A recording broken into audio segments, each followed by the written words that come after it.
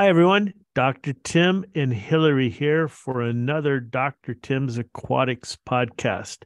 How you doing this morning, Hillary? I am doing good, doing good. How about you? Doing good. We're just starting to get into the show season craziness.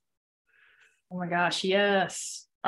There's a show this weekend, like Aquatic Expo, I think. We're not going to be at that one, are we? Aquatic Expo? Yeah, I want to say it's in Charlotte, North Carolina. Nope. I think. Nope. More and more shows all the time. Yeah, I know we've got couple of reptile shows coming up. Wrap. There's an aquashella later, super zoo, and I will be speaking or instructing at something at the University of Alabama, Birmingham zebrafish workshop. Ooh. Yes, held every year. Zebrafish, for those that don't know, yes, the aquarium zebrafish is a huge biological model used for all sorts of medical studies and things like that, disease studies, and kind of replacing the rat as a model animal. So there's zebrafish systems, and there are people, I mean, that aquarists that are employed by these universities or big companies, what are they, private companies that they have these big zebrafish housing systems. They maintain them, just having thousands of aquariums that are all 1, 2, or 5 gallons. Literally. Holy cow, that's a thousands lot. of them. Yes. That is a lot. Yeah. Zebrafish racks are like 1 gallon because they have very they separate all the animals because they have some trait, some gene that's been knocked out or something like that. And literally can be in these big facilities, thousands and thousands of these tanks. Now, is it true that they use those for like cancer research, or am I making that up? No. All sorts of research. Yeah. Because zebrafish are easy to spawn. They're easy to knock out a specific gene or a couple of genes, so they can do lots of things with them, and much easier to care for than the traditional lab rat. Oh, interesting. It's a very big field. It is. You know, we should do a podcast episode on like career paths that you could take. Yeah, that'd be interesting. Yeah, because at this workshop last year when I was an instructor there, I met a woman, and I recognized her because she had been at a pet store, and I started talking to her, and now I think she's at UCLA and keeping care of the zebrafish systems. And I know up at University of Oregon, there is a huge, I don't have the right word. They have these, I'll call it a warehouse or a stockpile, but these national depositories where if you're a researcher and you create a line of zebrafish that has a specific trait, you can deposit those zebrafish. Basically, you send the zebrafish up to this depository, and you can share that with other researchers to save them time of if they're interested in that trait. They don't have to develop the fish. They can basically purchase the fish from this depository, and that way saves time and money and effort. And some of these big zebrafish facilities, like I say, thousands and thousands of these small aquariums full of zebrafish.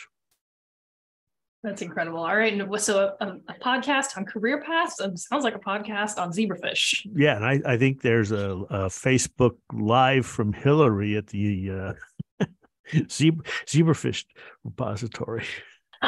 Oh, I like that. I like that idea. Yes.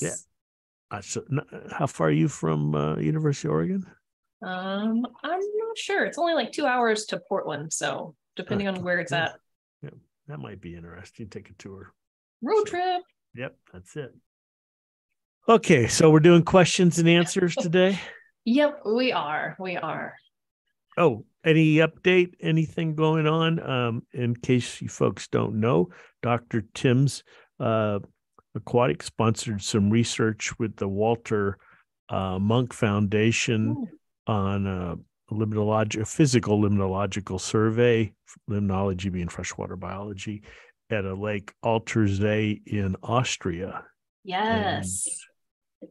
So no specific updates. There is a live stream recap that you can go to the Walter Munk Foundation for the Oceans Instagram and watch that live stream with two of the researchers, but their research is actually going to take place the week of the 14th is when they're going to start doing all that stuff. So hopefully we'll have some somewhat live updates. I know that I don't think we can live stream with them, but they've promised to send photos and videos and all sorts of stuff. Okay, so definitely if you're interested, Hillary will put the link on here, but the Walter Munk Foundation.org, probably, right? Yep. Yep. And there's ways if you're interested in helping out and funding some just basic research, which is you never know where that leads. And it's interesting stuff. You can get more information on the different projects that they're doing, both limnological and oceanographical.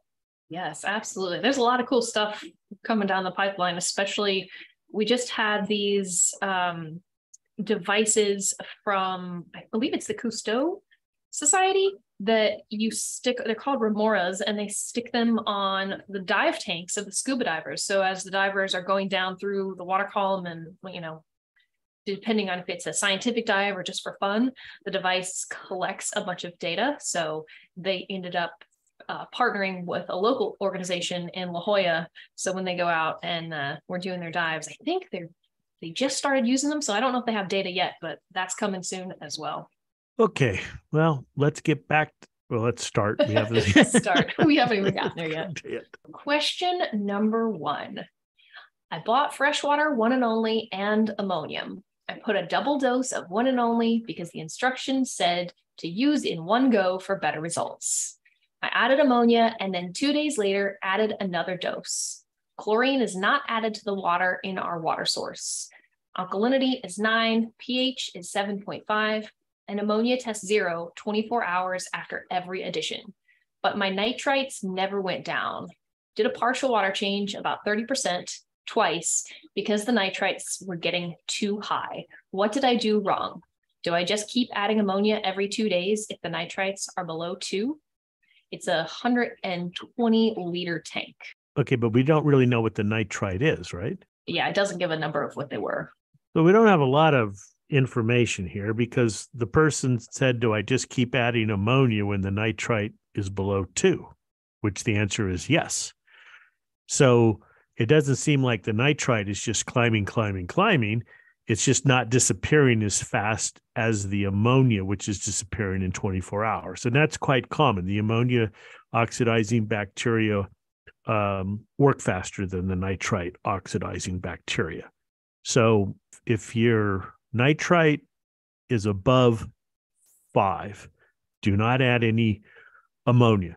And don't people get real freaked out about, well, my bacteria are going to starve to death because I had fed them for 3 or 4 days. They're not going to starve to death. You do not have to add ammonia all the time. Okay?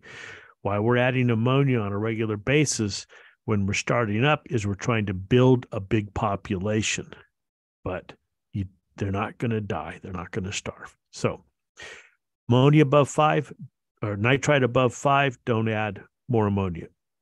Nitrite going up and then coming down, once it gets down into the 2, you don't have to add 4 drops. You can add 1 drop per gallon or 2 drops. You can add a little bit. And that's what I would do here. If it's between 2 and 5, I would, instead of 4 drops per gallon, add 2 drops per gallon. Now, I'm assuming this tank is freshwater, Hillary?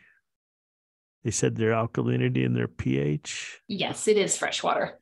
Okay, so now what you do have to pay attention to, though, is your pH, because as we've said many times, as you're adding ammonia and it's being converted to nitrite, nitrite's being converted to nitrate, you're producing hydrogen ions, which are going to consume your alkalinity or the buffering ability of the water. And at some point, the pH is going to drop. And when the pH drops below or near 7, below 7, the whole nitrification process stops. The bacteria are not dead. It's just, it stops because 100% of the total ammonia is in the ammonium form, which the bacteria can't use. This tank's pH is 7.9. They still have alkalinity, so that's fine. But as you're adding more and more without doing water changes and replenishing your alkalinity, you've got to pay attention to the pH. And I know we've had questions in the past, everything was going great, and then it all stopped. And that's why we always ask what your pH value is. As that gets down towards 7 or below 7, the process halts. That's when you have to do a water change. But right now, that would be add 2 drops of ammonia per gallon and continue. So the person didn't do anything wrong. It's just, the tank's working. Always good. I like the answers. The tank's working. You're on the right track. Yeah. Okay. Question number 2. Does your ammonium chloride go bad? I have a bottle that is 2 years old, and I was wondering if I can still use it. It does not go bad, and yes, you can still use it. Yeah. If somehow you were to contaminate it, it might turn cloudy. You should never use ammonia that's cloudy, but in general, it's fine. If you've kept the cap on, and if the cap is off and it's evaporated, then it's going to be a little stronger. So use less drops, but it's still fine. Question number 3. I just bought my first bottle of One and Only today here in Australia, but there is no use by date or manufacturing date on the bottle anywhere. There is a batch number where Dr. Tim said that there should be an expiration date. How do I know if my new bottle is still in date? Also, is this a single dose regimen, or should I apply the same dose for the first 7 days? Second question first. It is a single dose regimen. Shake up, pour the whole bottle in at one time. First question is, there's lot labels, and people can always contact us or our Australian distributor for when it's manufactured, but they get stuff on a monthly basis. So the chances of it being out of date are very low, because we ship small quantities monthly so that we always have stuff in stock. Now, if they were to reach out to the Australian distributor, who is that they should be reaching out to? info@addicted2the number 2fish.com.au. See, we're on question number 4. I have a filter with a filter pad that I believe has carbon in it. Do I need to remove the pad during this process? I think they're talking about cycling, but we'll assume they're talking about cycling, and the answer is no. Keep the filter pad in, keep the carbon in the filter pad, keep the water running. We get a lot of questions, or statements. I turned off my filter. Why? Because you told me to. No, we didn't. We said to remove the micron filter. If you're using a micron filter, otherwise you want water flow, you want your filter running, you want the sponge, the fuzzy pad, you need media surface for the bacteria to adhere to. So keep it running and keep media in the filter. The issue when using our live One and Only nitrifying bacteria is that we grow these bacteria on a particle, and that particle is bigger than the 200 or 400 or 600 micron opening of filter socks. Because our bacteria go in a particle, that particle is going to get trapped in there, and then it'll get buried with all the other dirt, debris that gets trapped in the filter sock. But a blue fuzzy pad, a sponge, those are not Micron filter socks. Your standard hang on the tank filter does not have a filter sock in it. It's mostly sumps that have filter socks. Number 5, Dr. Tim, what is your opinion of probiotics versus prebiotics? I think this is in reference to fish food. So prebiotics are substances that promote the growth of bacteria. And probiotics are bacteria. And contrary to some self-proclaimed experts, not all bacteria are probiotics. There's definitions, scientific definitions for what a probiotic is. Nitrifying bacteria, for instance, are not probiotic. Waste away bacteria are not probiotic. Our ecobalance bacteria are probiotic because they convey a direct positive effect on their host. So, unfortunately, marketing and companies that should know better are using the word probiotic for everything. And that's just wrong. So now they're both good. They're one's not better than the other. You spend a lot of money, your hard-earned money setting up fish tank, whether it's freshwater, saltwater, whatever. And then you don't make a good decision on food. And people feed less than optimal food. And it makes no sense. There's plenty of good choices out there. One, yes, being our beneficial fish foods.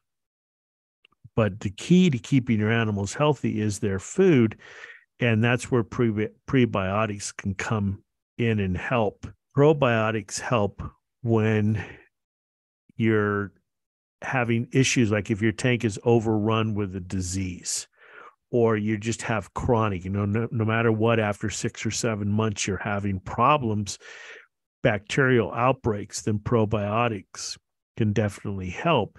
But just like with the probiotics in yogurt, it's not a one-time thing. It's a continuous thing because we're always being subjected to, forces or things that,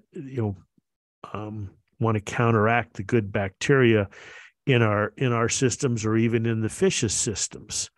And when you're feeding poor food, you tend to design or not intentionally, but the gut biome of the fish suffers. And just as we're learning with humans, when you have a poor gut biome, that leads to all sorts of different diseases and maladies and malnutrition and things like that. And so there's probiotics, prebiotics, you need them, but they have to be the right type. And that takes a little bit of homework. And unfortunately, for a lot of people, it's hard to tell what companies sell reputable products and those that don't. Did that make sense, Hillary? Yeah, we talked a little bit about this in our not food, but nutrition podcast. Yeah, we did. The key is to feed variety. Even with corals, it drives me a little bit crazy. People feed rotifers, and there's nothing wrong with that. But just feeding that, just like feeding anything as exclusive, just feeding one thing, you're not getting a variety, and that's what every organisms need. All organisms need. Your corals losing color. How about some bacteria? Change things up a little bit. Do some research on there's other foods out there for your fish. Your fish losing color. Your fish have sunken belly. There's lots of good food out there. Yes, it can cost a little bit more, but there's a reason it costs a little bit more, because there's something in it and behind it, and real ingredients cost money, just like real bacteria costs money, rather than just buying a bottle of water. You get what you pay for. 100%. I feel like that's true all the time, but it's especially true in aquarium keeping. Yes, and it's especially true when it comes to food. And if you're really interested, go back into our nutrition talk, because what people, I've seen this. Well, I just feed the cheapest food I can find for my marine fish. Why? Marine fish can't make all the fatty acids that they need. They can't make the hufas from the pufas. I just love that. Hufas from the pufas. They can't make the highly I was waiting for that. You knew it was coming.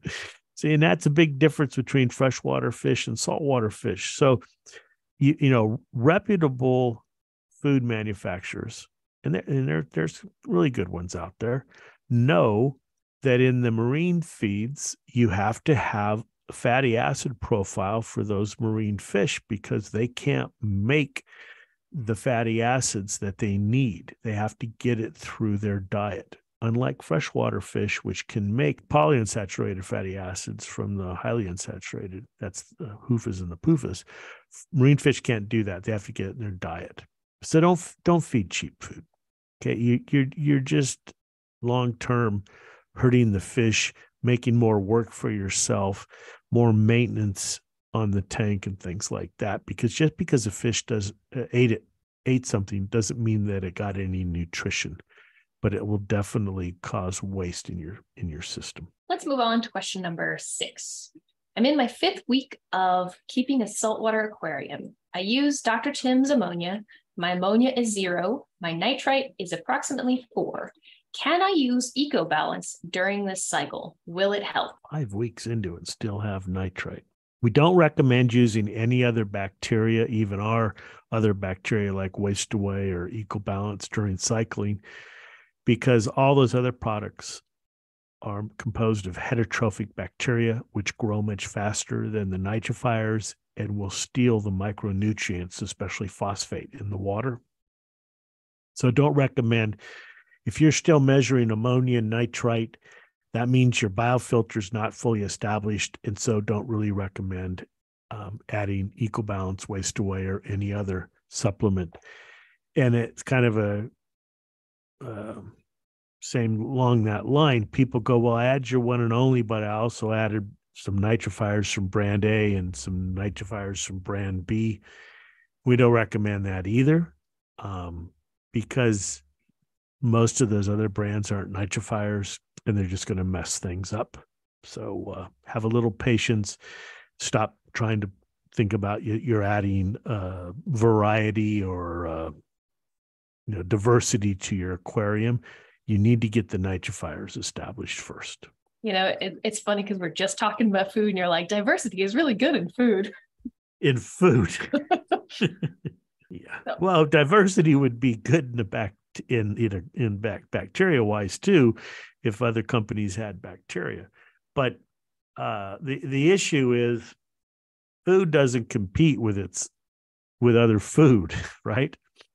Bacteria compete with each other, and there's a limited resources, space, micronutrients, and things like that. So when you start adding all sorts of different bacteria during the startup, what are you trying to do? You're trying to get nitrifiers established to get rid of ammonia and nitrite.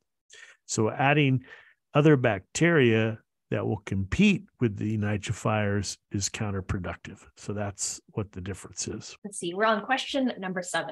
I'm on day 26 of a fishless cycle on a 200-gallon tank with dry rock and substrate. Ammonia finally came down from about 2.24 to 0.83, but the nitrites spiked above 200. I'm not sure what I did wrong. These readings were after a 25% water change. I need some advice. I did purchase another kit, but I'd rather have some solid advice before I start over. Thanks. I'm going to go out a little bit on a limb here and assume this person is using a HANA checker or something, and that 200 is ppb, parts per billion, not yes ppm. They are using a HANA checker. Okay, because 200 parts per million nitrite, you'd have to add a lot of ammonia to get there. So basically, their nitrite is 0.2. So it's, for all practical purposes, 0. So the system is cycling. Yeah, and this is a case where that number is scaring you, but the nitrites aren't high at all. If you're adding ammonia following our recipe, you're adding at least 2 milligrams per liter of ammonia nitrogen, which will translate to 2 milligrams per liter nitrite nitrogen. And this person, maybe they don't understand the units, the Hanna checker. The Hanna checker is not measuring in parts per million. It's measuring in parts per billion. So if we go back and I said 2 milligrams per liter ammonia equals 2 milligrams per liter nitrite, that would be 2,000 parts per billion. So dosing once, you're adding 2,000 parts per billion nitrite, and they have 200. So they only have 10% of the nitrite is left. So the system's working quite well. And I think this person's dosed twice. It says that they're on day 26. I don't think it says how many times they dosed. The person isn't clear on what the units are, and there's very little nitrite in the system. And what you should be doing is keep on dosing ammonia. Your ammonia is gone, because I know they said it finally went down, and then there's very little nitrite in this water. So your system's working. Add some more ammonia, but just realize what units your test kits are measuring in. Question number 8. I'm looking for advice as to which bacterial treatment I should use to help my tank balance out after dealing with dinos. The tank is young, about 3 to 4 months old. I had dinos after my nitrates and phosphate dropped to undetectable levels. I was able to control the dinos with UV. Thanks for your help. Well, the go-to product for once you've cycled and are running on a weekly basis is the waste away, which is 8 different strains of bacteria. And then once a month or once in a while, hit it with some equal balance. So it's the waste away, and we make that easy to do with the waste away gels. Just take a gel cartridge and put it somewhere in the system, the sump, the back. It doesn't have to be in the tank. It has to be in the water system. But that's what I would recommend, is starting with the waste away. Moving on to question number 9. I used your pearls to run my 85-gallon tank using a phosphan reactor. I was wondering if it would be detrimental to the pearls if I plumbed the reactor for them to the discharge side of my UV sterilizer. It's running at about 125 gallon per hour at the inlet of the UV. Thanks. Yeah, we don't recommend that you hard plumb the discharge of your reactor to anything else, because that's going to make it difficult to control the spinning rate, the churning, which you want a very easy churning of the pearls so that they slough off the biological filter. And then the other thing, plumbing it into a UV, is I don't know that I'd want to do that, because you're going to kill the bacteria that is that biofilm, and that bacteria and that biofilm, especially if you have a coral tank, can be absorbed or eaten by the corals and can be quite nutritious and healthy for them. But just physically, do not hard plumb the discharge of your reactor into anything. It's just going to make life more difficult as the pearls become covered with the bacteria and start sticking together and things like that. Question number 10. Hello, Dr. Tim. I am a new betta fish owner. I see that you have a PDF on fishless tank cycling. Do you have a fish in tank cycling with the necessary water readings for a 3-gallon single betta with only silk plants and a hiding cave? Well, we don't, because the water quality for the bacteria is pretty much the same as the fish in terms of you don't want any chloramines or chlorines. So just shake the bacteria up, pour it into this container, whether it's your aquarium or the fish bowl. Then we recommend that you get it, let everything stabilize for 24 hours and have the filter running, but maybe you don't have that in the betta tank. And then add your fish. So that's actually pretty easy. Make sure you have dechlorinated water, shake up the one and only, add some, and then add the fish, and you're ready to go. And that's how I've done with the betta fish I have, and it works. And expand that, even if you're doing an aquarium and a fish in the aquarium, which yes, the internet rallies against, but you can do this. This is fine. Is get the system running, get the filter running. Do not remove the filter media, and then add the bacteria. Shake up well. Add the bacteria, and then let it run overnight. Bacteria will start sticking to surfaces, and then you can add a couple of fish and slowly build up the fish population, monitoring ammonia and nitrite. You don't have to do the fishless cycling. A lot of people want to for various reasons, but nowadays the bacteria are available. They'll work fine, and then just have the patience to slowly build up the fish population. Now, we do recommend quarantining fish, and that's where this method maybe breaks down a little bit, because you add a couple of fish the first day and a few more fish the next day and a few more fish, a week or 10 days later. Are all those fish quarantined? Or are you just coming right from the fish store and putting them in, which is not the best way to do, because especially with marine fish, you run the risk of adding disease organisms to it. And we always recommend quarantining marine fish. So you have to be careful there. Yes. Now, out of curiosity, they're talking about it's a 3-gallon betta tank. Do they need to be worried about water changes, like say the first month, couple weeks? Generally not, but the key here is how much you're feeding. First-time fish owners generally overfeed, and it's pretty easy to overfeed a betta because they're not down there at the bottom in most cases eating things off the bottom. And really the best way to feed a betta is just a few micro pellets, several times a day. And I don't know how often people do that. So you just, if the water turns cloudy, that's an indication, or if the fish suddenly stops eating, that's an indication that the water quality is poor, and you should do a water change and a clean. Sounds good. 11. Got a question about the waste away gel. I know you have them for freshwater and reef tanks. Do they work in brackish aquariums as well? If so, which one do I need to use? They do work in brackish, and I would recommend using the saltwater version.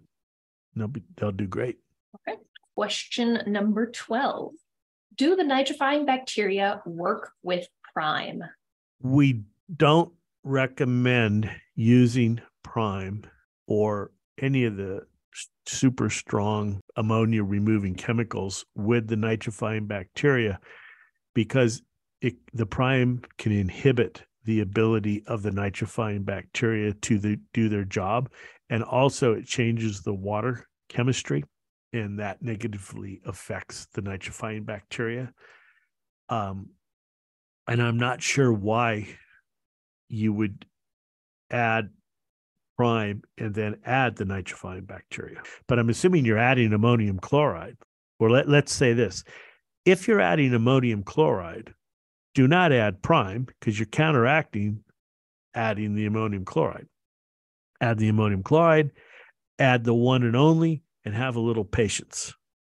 Yes, you actually need the ammonia to cycle. Yes, you need the ammonia. That's the whole idea, is that don't add the ammonia with the fish in there, but if you're doing a fishless cycle, it's a part of it. Did I send you that link? because I'm with you, Hillary. I don't recommend adding ammonia to a tank with fish. There was an interesting thread in Reef to Reef by Randy Holmes. Yeah, he's a Harvard PhD professor of chemistry. And the question is, how much ammonia can you add? And should you even add ammonia to a tank with fish and corals to get your nitrate up? It's true. If you have a functioning biofilter, adding a few drops of ammonia, not a few drops per gallon, but just a few drops, is a way to generate nitrate. It's something interesting. Yeah, I think maybe a podcast on different ways of adding nitrate and phosphate to get those levels up, because that's definitely dinoflagellates. You've got probably no nitrates and phosphates. So how can you counteract that? Because adding food, you're adding organics, and that can spur algae growth and all, make the tank look bad. So is that a possibility? But getting back to the question at hand, there's no reason to add prime. And we have a product that works just like it, Aqua Cleanse, and that's for emergencies. When you have super high ammonia, something's happened and you're trying to control that. But don't add prime if you're fishless cycling. It just counteracts the ammonia. And don't add prime on a regular basis while cycling, because I promise you it inhibits the ability of the nitrifying bacteria to do their job. And that's the same with our Aqua Cleanse, regular and religious use of this. And we years ago had a public aquarium that was having all sorts of problems, and I didn't understand, because they bought our bacteria that's working great. Usually works great. And then you start interviewing, and they admitted they were literally dumping 55-gallon drums of prime in the water. Oh my. No, yeah, oh my, that's right. Biology takes a little time, but is long term. Okay, use the biology. That's why we have nitrifying bacteria and not chemicals. Now, as you're talking, I'm thinking like, well, what if they were using the prime, like if they were using tap water and they were using the prime in the tap water, then just like let it sit for 24 hours before adding the ammonia for cycling? Well, if you're stir it up, but about 24 hours, but a few hours, you're getting rid of chlorine and chloramines. That's one thing to do, or one way to do it. But and that's okay. But I'm talking about where people are adding it, morning, noon, and night, or they're adding it 10 times the dose and stuff like that. That's where you get into big problems, because you're going to notice also that your pH is going to drop. And as we talked earlier, once that happens, then the bacteria aren't working, because the pH is so low that the ammonia is in the wrong form. It's in the ammonium form. What do people do? Well, I got more ammonia. I got to dump in more prime. And it's this vicious cycle that just causes tons and tons of issues. So don't rely on chemical means to get rid of ammonia when you're trying to naturally cycle a system. And there are other ways to get rid of chlorine, like our First Defense. Yes. Okay. Do we have time for one last question? Sure. One last question. All right. Question number 13. I noticed that you guys... Sorry. Yeah. I noticed that you guys have a whole bunch of new Proten LED lights, but there's several different options. How do I know which one that I need? Well, we have guides and information and videos on there, but there's 3 types: freshwater, marine, and reef blue. So obviously, if you've got a freshwater tank, use the freshwater one. For marine aquarium, fish only, and general marine lighting, the marine version is perfect. And now if you're growing corals and you need more of that blue light, the marine blue is almost 100% blue diodes, and you can pair that with the marine lamp so that the tank water isn't so blue, because our eyes don't like blue, but the corals do. And you can use those 2 together. That's a general guide. It's the marine version has some blue in it, but if you've got a taller tank, then you need more blue so it reaches the bottom.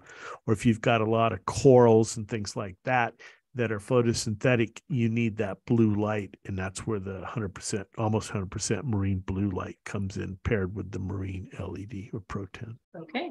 Right. So that's a baker's dozen of questions. It is. Yep. So we still got some more. We'll save them for next time. Yep. And please send your questions in and check our calendar. We'll update that for the different shows we'll be at. And I know I'll be at a couple of them. And stop by. Always love to talk to people and see people face to face.